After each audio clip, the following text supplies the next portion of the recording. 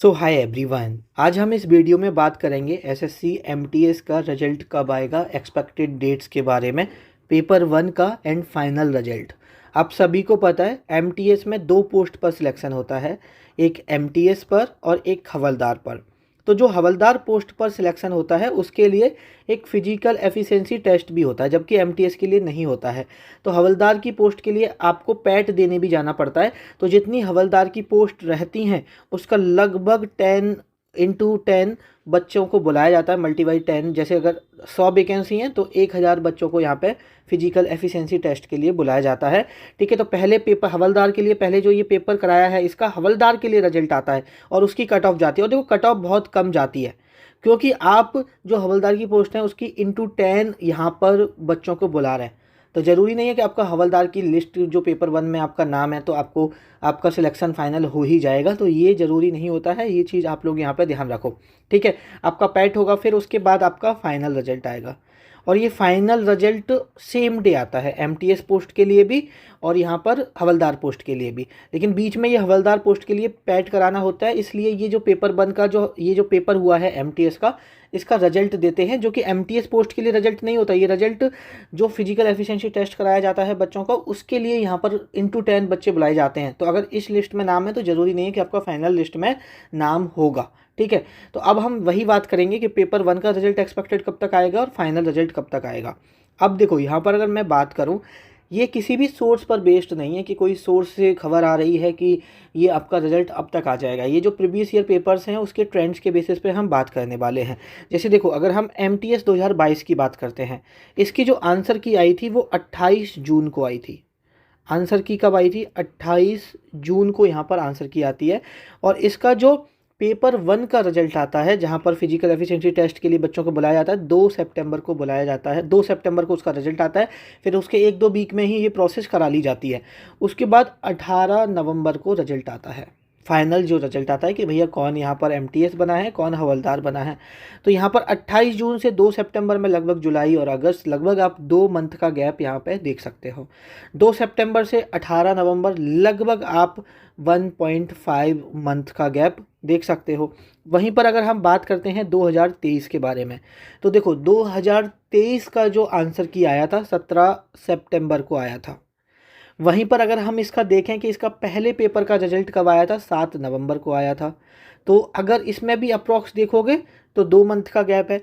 और लगभग इसका जो 18 दिसंबर को फाइनल रिजल्ट आया था, तो लगभग आप 1.5 मंथ का गैप हम अप्रॉक्स लेके चल रहे हैं, इतना आप यहाँ पर मान सकते हो। उसके बाद अगर हम बात करते हैं एमटीएस 2024 की, तो एमटीएस 2024 की जो आंसर की आई थी 29 नवंबर को इसकी आंसर की रिलीज हुई थी। फिर जो पेपर वन हुआ था वो 21 जनवरी को यहाँ पर पेपर वन हुआ था। तो देखो 29 नवंबर, फिर उसके बाद दिसंबर, जनवरी, तो लगभग 1.5 महीने से ज़्यादा, तो लगभग हम 2 मंथ ओवरऑल अप्रॉक्स ले रहे हैं, तो 2 मंथ ले लेते हैं। और फिर 21 जनवरी के बाद इसका 12 मार्च में रिजल्ट आया था, तो लगभग 1.5 महीने से ज़्यादा लगाता है, तो हम लगभग 2 महीने यहाँ पर ले लेते हैं। अब हम बात करें अगर CGL 2025 की, देखो CGL 2025 पेपर वन की बात करेंगे, है ना। अगर हम पेपर वन की बात करें, क्योंकि ये एडीक्यूटी ने कराया है, तो लगभग इसका जो पेपर वन की आंसर की आई थी वो 16 अक्टूबर 2025 को आई थी। आप सभी को पता है अगर आपने सीरियल दिया है। और इसका जो रिजल्ट आया था 18 दिसंबर को इसका रिजल्ट आया। तो ये आने में लगभग कितना लग गया, टायर वन का रिजल्ट आने में 2 महीने यहाँ पर लग गए, 2 मंथ यहाँ पर लग गए। ठीक है, अगर हम CHSL 2025 के पेपर वन की बात करते हैं, तो देखो इसकी जो आंसर की आई थी 8 दिसंबर को इसकी आंसर की आई थी और इसका रिजल्ट आया 27 फरवरी को। 8 दिसंबर को आंसर की आ जाती है और 27 फरवरी को, तो लगभग 3 महीने यहाँ पर ले लिए इन्होंने टायर वन का रिजल्ट देने के लिए। CHSL का बहुत ही लेट जाके इन्होंने रिजल्ट दिया। अब हम बात करते हैं जिसके बारे में हम मेन बात कर रहे हैं, MTS 2025 के बारे में। इसका पेपर हुआ 4 फरवरी से 20 फरवरी तक। आंसर की कब आई ये मैटर करता है, 3 मार्च को इसकी आंसर की आती है। तो लगभग आप मान सकते हो कि 2 मंथ आपका यहाँ पर आंसर की जो पेपर वन का रिजल्ट है उतना तो लगेगा ही लगेगा। आपसे कम से कम आपका 2 महीने का गैप तो होना ही चाहिए आपकी आंसर की आने में। तो अगर हम यहाँ पर आंसर की आने के बाद में अगर 3 मार्च को आपकी यहाँ पर आंसर की आई है, तो लगभग आप पूरा मार्च और अप्रैल, 1 मई से लेके 1 मई से लेके 15 मई के बीच में आप एक्सपेक्टेड कर सकते हो, अगर सारी चीज़ें नॉर्मल रहती हैं।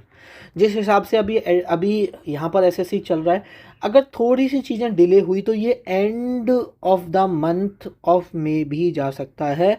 इसके लिए भी तैयार रहना, पेपर 1 का जो रिजल्ट आएगा।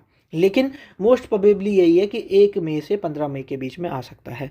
आप देखो सीएचएसएल का भी इन्होंने डिले किया, तो हो सकता है एमटीएस का पेपर 1 डिले कर दें।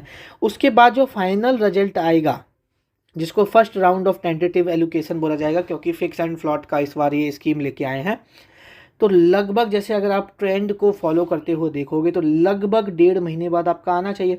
तो अगर हम यहाँ पर 15 मई मान लेते हैं तो पूरा मई, फिर उसके बाद जून, तो आप ये मान सकते हो कि आपका जुलाई में आएगा। और मोस्ट प्रोबेबली है कि 10 से 20 जुलाई के बीच में आपका फाइनल रिजल्ट देखने को मिलेगा। या आप ये मान सकते हो कि आपका फाइनल सिलेक्शन जुलाई में कभी भी आ सकता है। तो ये कुछ एक्सपेक्टेड टाइमलाइन है कि इस तरह से आपका एमटीएस का रहने वाला है। और भाई आपके कितने भी नंबर हों, आपके 110 नंबर हों, आपके कितने भी नंबर हों, आप पढ़ाई मत छोड़िए, आप पढ़ाई करते रहिए।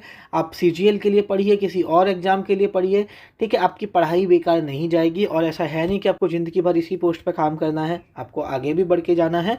जब आपको आगे बढ़ के जाना है तो इस पेपर का वेट मत कीजिए, इस पेपर का रिजल्ट का वेट मत कीजिए, ठीक है। वो ऑब्वियसली बात है कि एक डर रहता है जब हमारे नंबर थोड़े सही आते हैं, और हम उस चीज़ के लिए हम ऐसा वेट रहता है कि कब रिजल्ट आए। लेकिन हाँ, मैं समझ सकता हूँ उन फीलिंग्स को भी।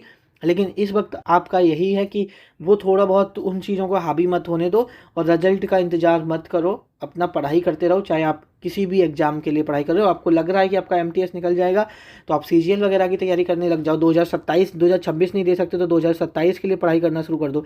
और अभी तो देखो 2026 का नोटिफिकेशन भी नहीं आया, पता नहीं कितना टाइम मिलेगा पेपर में। तो अभी आप 2026 भी टारगेट करोगे तो अभी भी चांसेस हैं, ठीक है। तो 2026 की ही तैयारी करने लग जाओ। तो ये चीज़ें ध्यान रखो, और ज़्यादा अभी रिजल्ट का वेट मत करो, थोड़ा टाइम भी लग सकता है, ये चीज़ अपने दिमाग में रखो, ठीक है। इस वीडियो को यहीं पे ख़त्म करते हैं, आपसे मुलाकात होगी नेक्स्ट वीडियो में।